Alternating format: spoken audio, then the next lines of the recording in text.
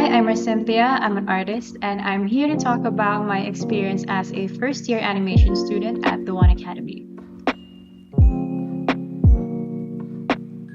For the sixth episode, I'll be talking about three subjects: language and communication skills, Bahasa, Melayu, Komunikasi, and history of art and design. I decided to combine these three subjects because we barely had to do artworks for it, and I really wanted to focus on the art aspect. But it did require a bit of designing for some of these classes, and we did make final posters.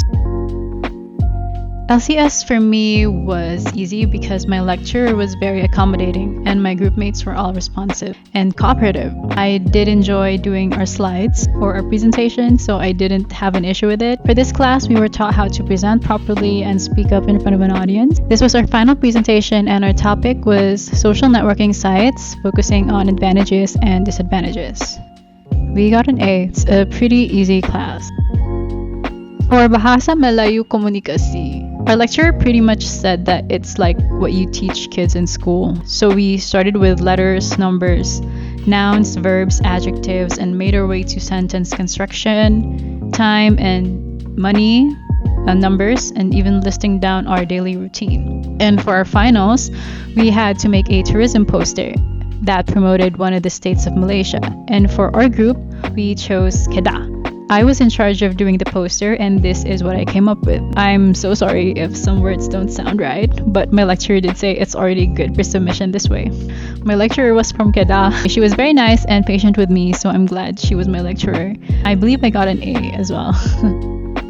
So for history of art and design, this was actually the biggest class. We studied famous artists, different periods of art, important terms, and different movements. We had 3 tests before we moved on to the final project.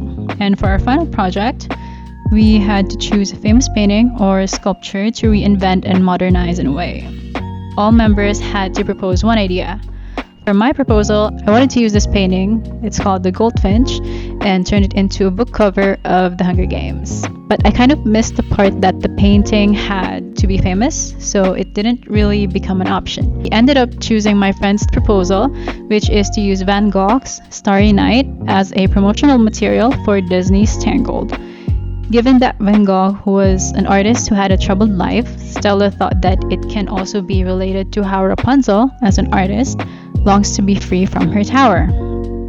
For our first idea, we tried to use traditional methods and paint Rapunzel looking up at a starry night, but since a lot of our group mates had conflicting schedules, we couldn't pass it on properly to each other, so we ended up doing digital artwork.